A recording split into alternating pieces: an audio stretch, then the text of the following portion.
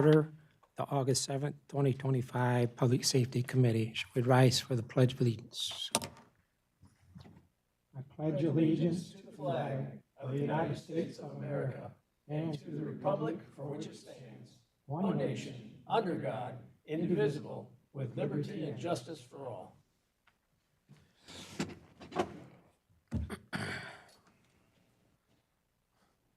Are there any agenda changes today? There are none. Okay. Approval of the minutes from July 10th, 2025. Is there a motion to approve those? I'll approve the agenda and the minutes.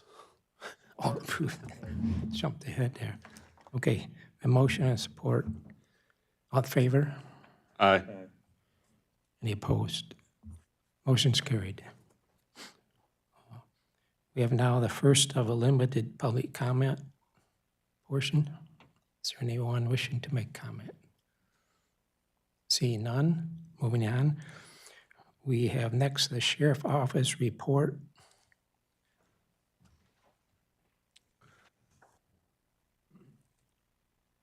Good afternoon, Commissioners. Busy month in Delta Township. On July 5th, we had a traffic stop at Saginaw and Waverly. The driver had failed to stop because he was hiding drugs behind his car radio. He was arrested for possession of methamphetamine. July 9th, there was a fight at Zap Zone. One of our deputies arrived. The suspect resisted being arrested and fought with them. He was lodged in our jail. July 11th, operating under the influence of drugs, carrying a concealed weapon.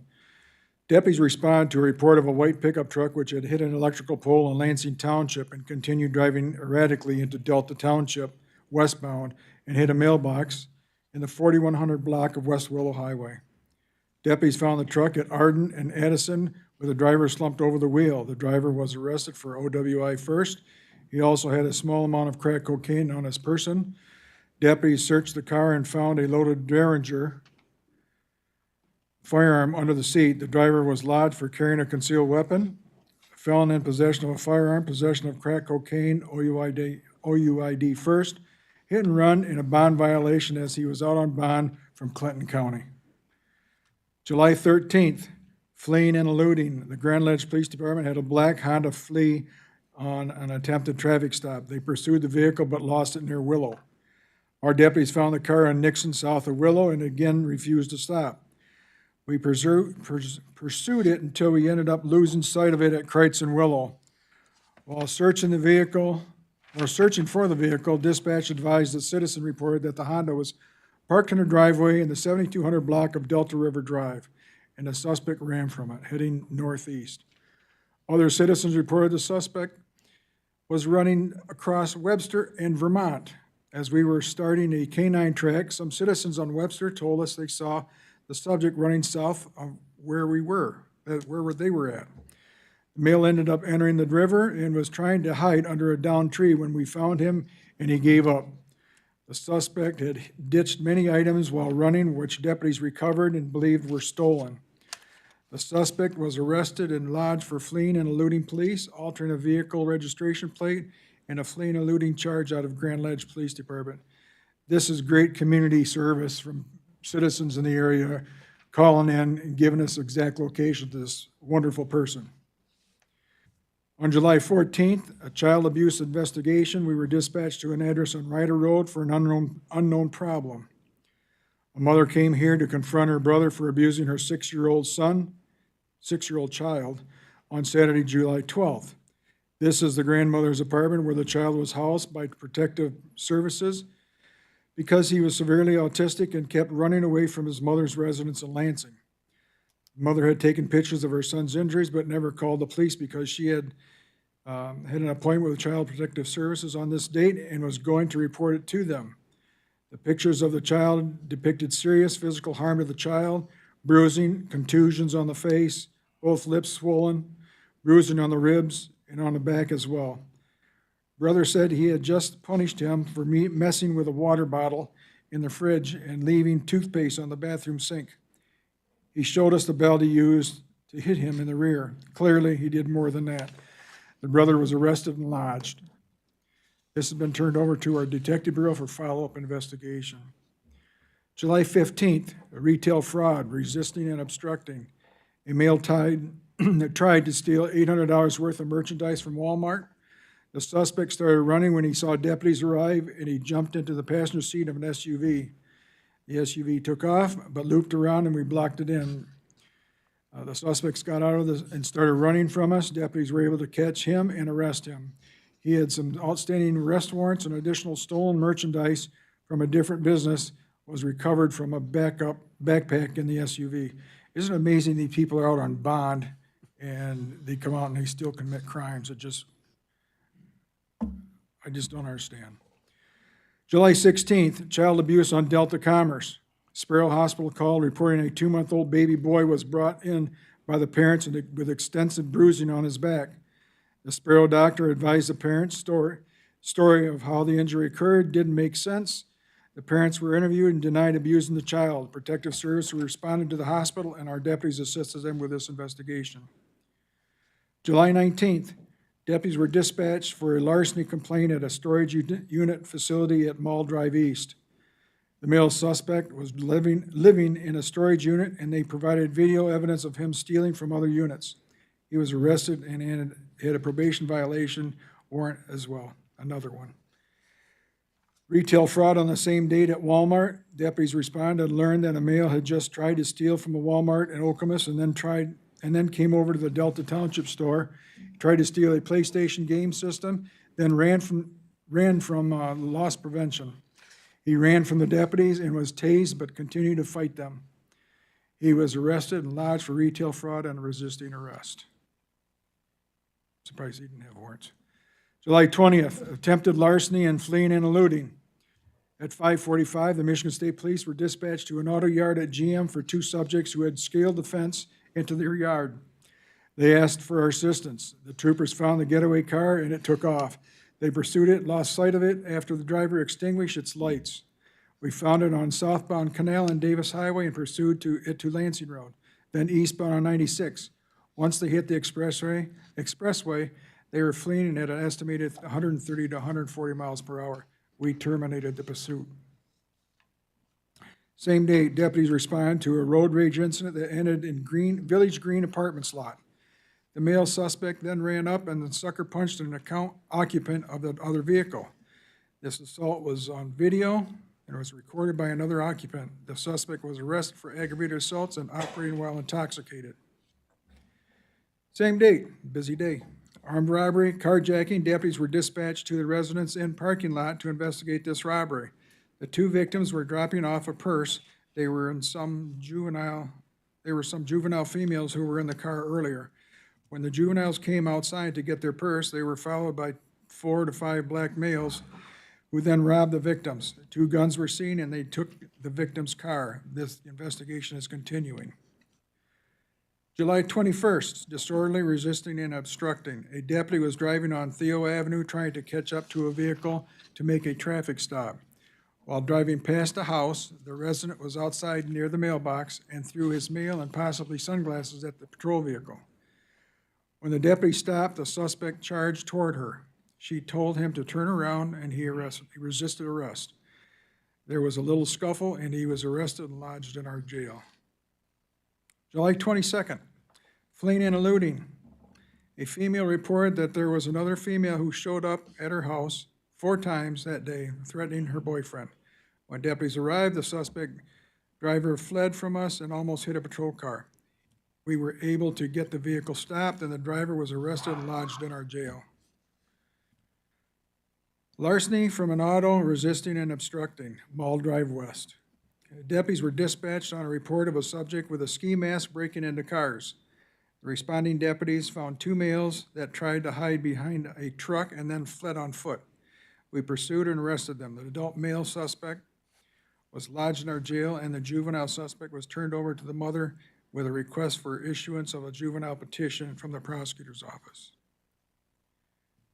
July 27th. Last one.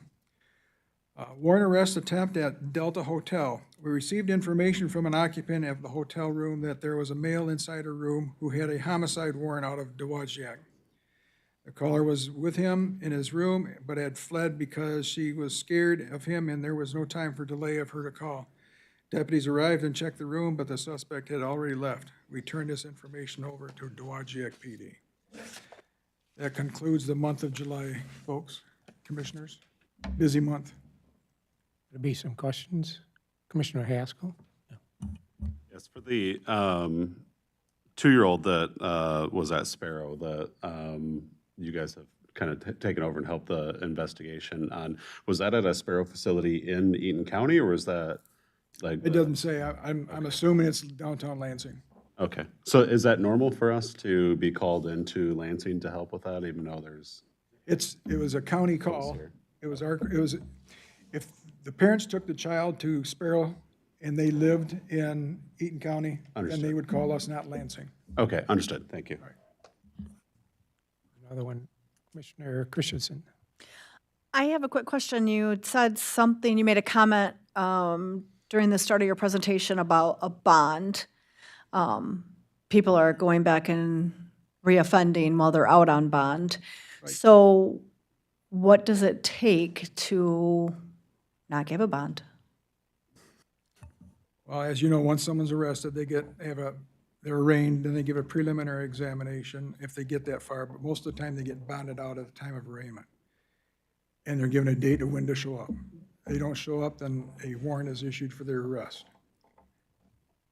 I don't have an answer. It's in the courts. And I appreciate that. So if they reoffend while they're out on bond, will they be given another bond or will they be remanded to jail at that time? Judges call. Okay, so it's up to the judge at that point. Okay, Prosecutor, they work together on getting a bond. just trying to understand it all. Thank you. Any other questions? Just one I thought of, is there any room left in your jail? We got room.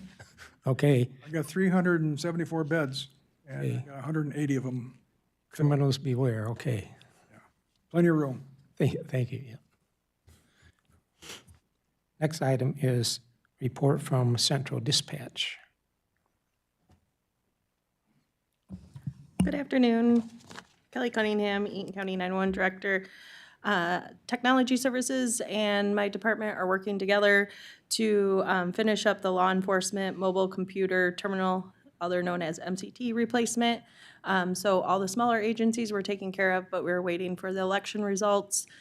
So we are working on the Delta vehicles now. Our goal is to have that wrapped up before October 1st, before the new fiscal year. Our communications unit was deployed for the Eaton Rapids 4th of July celebration. We did monitor radio traffic for their parade, and then the actual communications trailer was deployed to Eaton Rapids for the fireworks. And what that normally looks like is we have a COML, which is myself, a communications unit leader, a communications unit tech, which is Francis, and then we have a supervisor and a radio operator. If it was a bigger event, we could have multiple radio operators, but they work off of one talk group. So that was deployed on the 4th of July, all went well. There is currently open hiring process for 2 telecommunicators. We did have oral boards and we did extend 2 conditional job offers, and they are in the process of their background checks right now. The State 911 office completed an on-site compliance review, which included staff interviews, discussions with first responders, and an assessment of building security. We have not received our report yet, but that portion of it all seemed to go well. And then July is a busy month for us for outreach and public relation events. So our goal for public relations is to make sure they know, because Eaton County 911 is funded by a millage, all the services that they receive. Also, we focus on 911 education, all that great stuff. So we're in parades, we pass out information about how to opt in for emergency alerts. And then we were also out at the Eaton County Fair. We help Charlotte Fire with communications and we do some public relations there. And then also, in charge of our public education program is Supervisor Libby Howland. She did present 911 public education during a breakout session at our national APCO conference, and it was very well received. So there's a lot of 911 agencies that do not have public relation groups, teams, and we make it easy for them. So if it's on our website under public education. We have a whole program that our staff created for K through 12. And if we go in the schools, it's standardized. So if you know of any schools that are looking for some 911 education, we're happy to send people there. So that is all I have. Anybody have a question for Kelly? I see no questions. All right, Thanks for your report. thank you. Next up, we'll have a report from the emergency management.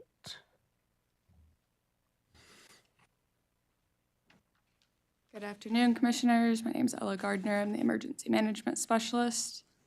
For the month of July, our department remained actively engaged in training, planning, and program development. Emergency Manager Ryan Wilkinson, our intern Megan Randall, and myself all attended a full-scale exercise at Michigan State University. This exercise was simulating a mass casualty incident at a large outdoor event. I additionally completed an advanced level exercise design and development course, and both Megan and I attended tornado awareness training through the National Disaster Preparedness Training Center. We've also made a few programmatic updates based on what we learned at the 2025 Access and Functional Needs Symposium, which our entire department was able to attend virtually at no cost. The symposium provided great guidance on how to make public information more accessible for people with access and functional needs. As a result, we've already completed updates to our social media graphics specifically for weather advisories, watches, and warnings. These updates reflect the best practices we took away from the symposium and will help us communicate more clearly and inclusively moving forward. This month, we've also closed out several open projects utilizing our Homeland Security grant funds. Out of fiscal year 23, we were able to send GIS Administrator Ivan Christopher to the Ezra User Conference. The total for that project came in at roughly $2,200. And then we completely closed out fiscal year 2022 with funding the Charlotte Fire Department equipment purchase with just over $5,000 worth of equipment purchased for them, as well as Hamlin Township Fire Department received $2,639 in equipment, and the Olivet Fire Department received $7,924. These projects were only made possible thanks to the reallocated funds from the Region 1 Homeland Security Planning Board. And the funds came from other counties that returned unused grant dollars during that fiscal year, which allowed us and other counties to take on additional high-priority projects. And then lastly for the report, our intern Megan Randall successfully completed her internship. She actually concluded this past Tuesday, and she is set to graduate from Saginaw Valley State University later this month. She wanted me to extend her gratitude to the board and to the entire county for a meaningful learning experience. Outside of that, I can take any questions if there are any. No questions. What about letter B? And then, yep, I do have one action item, which is the fiscal year 2026 Emergency Management Performance Grant. It's the initial work agreement. This is an action item that seeks approval to enter the EMPG initial work agreement with the state of Michigan. It allows us to begin the process of securing the federal funds, which helps support Emergency Manager Ryan Wilkinson's salary as he supports, builds, and sustains core capabilities across prevention, protection, mitigation, response, and recovery mission areas. We're just asking for approval, which would ensure that we remain eligible for funding. So this is just for the purpose of federal funds to continue? Yep. have- This is something that's been going on for quite a few years. This is just like the new one for the fiscal year 26. And do I see that each quarter you turn in some of this paperwork Yep. ongoing? Yep. He has a list of quarterly requirements that he submits to the state. Gotcha. Okay. Do we have a motion to approve this? I'll make the motion. Motion and support. Any more discussion? All in favor, say aye. Aye. Anyone opposed? Motion is carried. Thank you. Thank you. Next one we have is the Prosecutor Office report.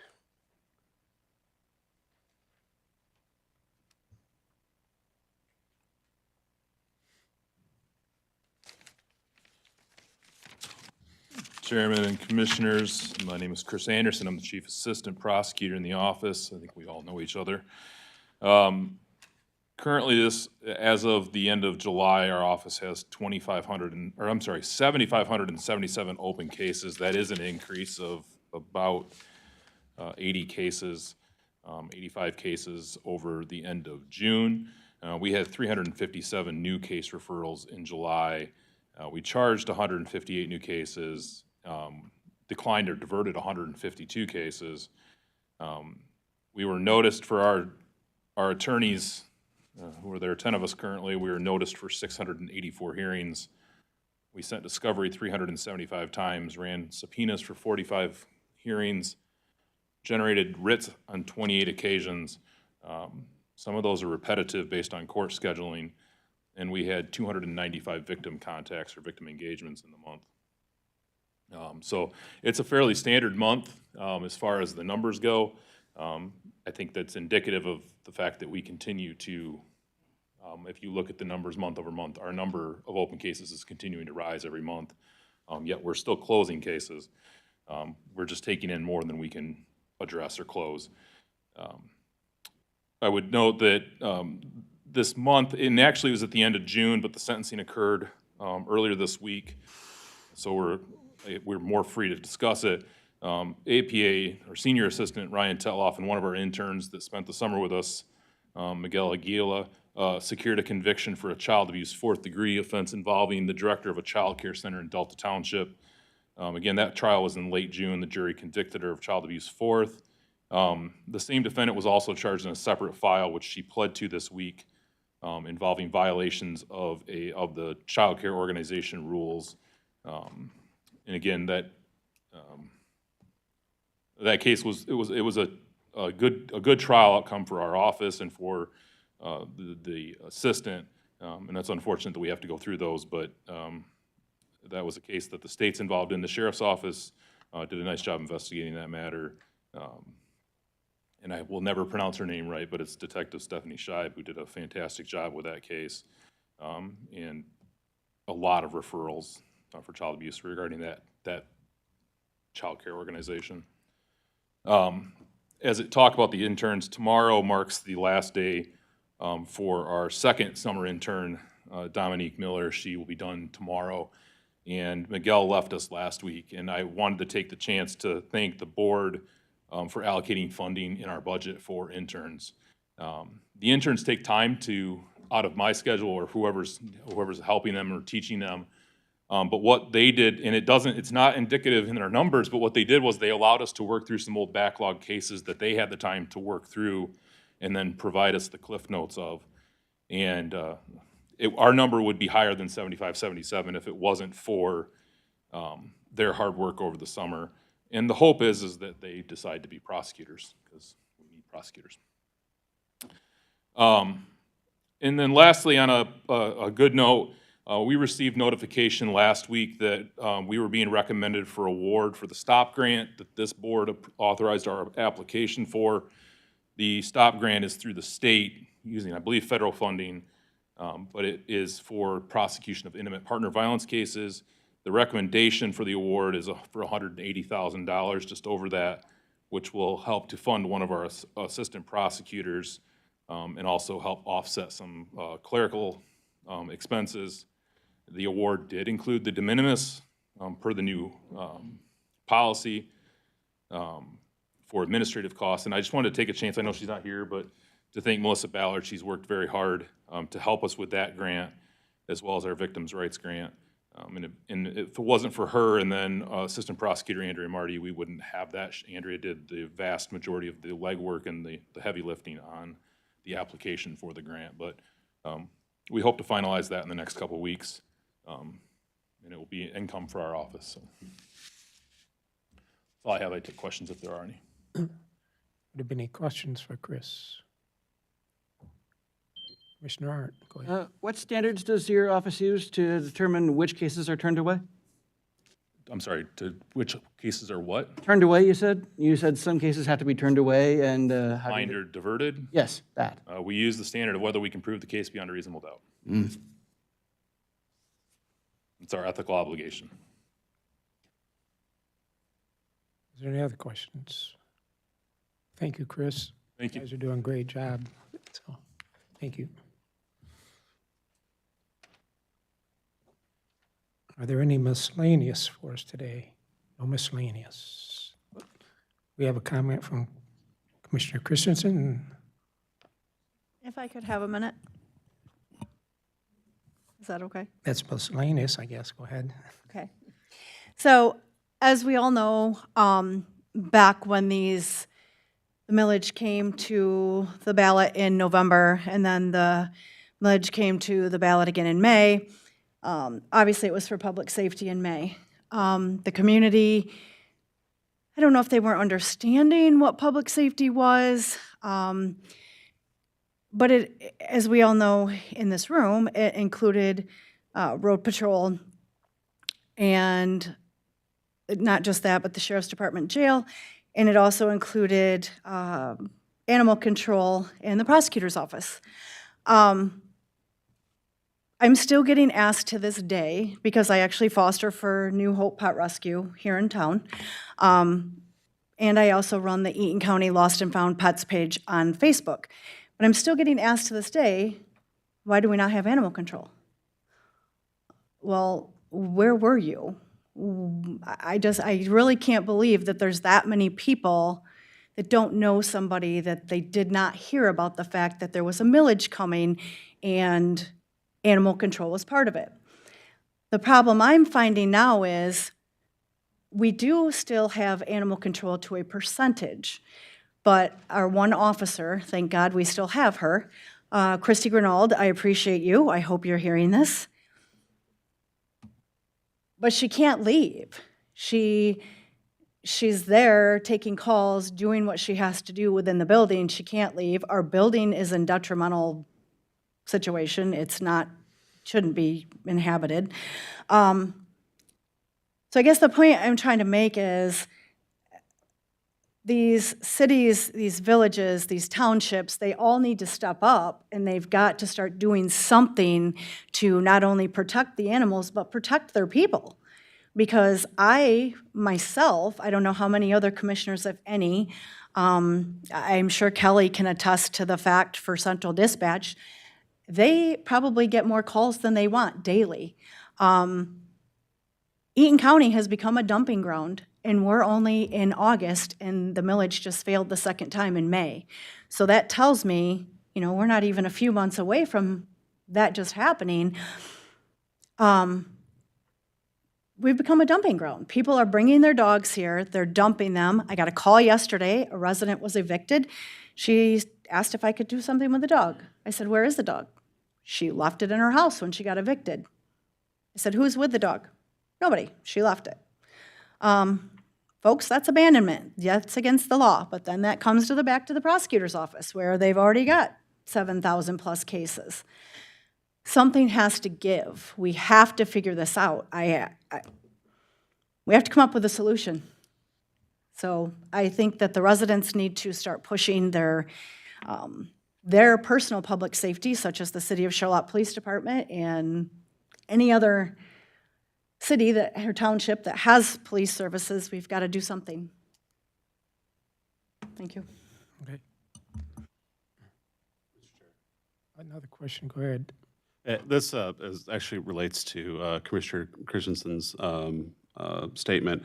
For the funding that we were seeking for the animal control building, Logan, I'm looking at you because I know you were involved in a lot of those requests. Are there any updates for that, or? Not yet. I mean, we're waiting on the state budget, and that's all I can say. We don't know yet. It's still active. Sure. I can tell you that I did reach out yesterday to the Capitol, and there was a $2.3 million appropriations presented. But there were also 2 for drains. And at this point, there's no secure funding, or they're having trouble even getting funding. So first priority, and I don't want to say this and come off the wrong way, unfortunately, first priority will be drains. And I do feel for the residents with the drain issues, believe me. I've vocally said that as It's well. well aware. But no, at this point, there's no security at that for an appropriation. Okay, thank you. That's it. Next section here would be public comment section again. If anyone from the public would come to the podium.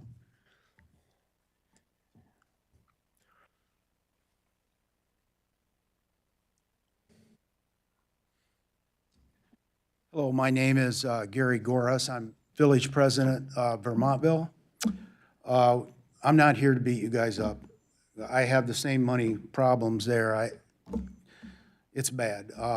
What I'm asking for is, we're in the process. I know we can't get coverage in the Vermontville area at this time.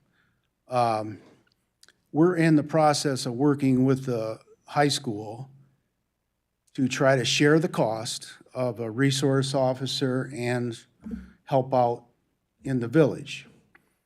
We also, in those talks, we have Nashville, a police department involved in these talks.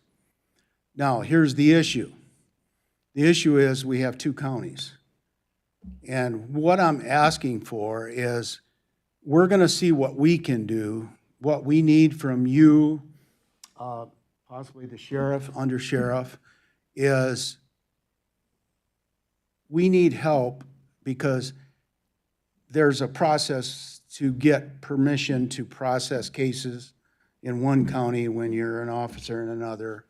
I don't know what the name of that is, but you can't just, a Berry County can't process in Eaton County. So we're going to be coming back here once we find something out, but I just ask that we'll try to help to come up with more money. We have tried in the past we keep bumping it up a little bit, but I know it's a minute amount, but we're going to try that if we can work with a partner and get this to work out. So I just ask that we can get some cooperation. Thank you. Anybody else from the public sector want to make comment? Seeing none. Oh, is there one? Oh.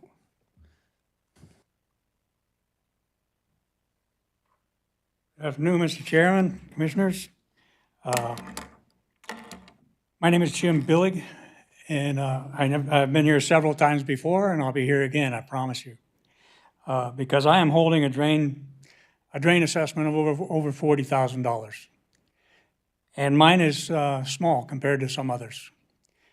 I think this needs to be addressed. I don't know why I'm not getting any. I realize this is a public safety meeting, and I'm sorry that this doesn't refer to public safety, but I have my 3 minutes on my soapbox, and I need to get it across here, that I'm not giving up on the people of Eaton County.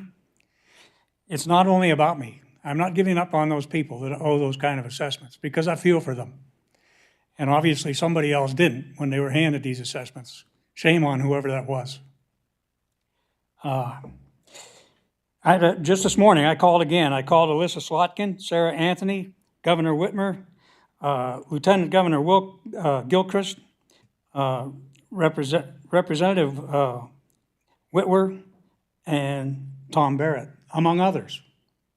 And I've talked to the staff of at least 4 or 5 of those. Not all of them, but I'm not going to quit. And I'm not going to quit coming here, because I think this is important. You have people struggling already. And then you hand them a $50,000 bill, $40,000 or $50,000 bill. It's just wrong. It's wrong. And I just wanted to put it out there. And thank you for listening. Do we see any others for public comment section? I do not see any. We're down to adjourn. Do I have a motion to adjourn? Move to adjourn. Any second? Moved in second. All in favor? Aye. Any opposed? We are adjourned. Thank you, everyone.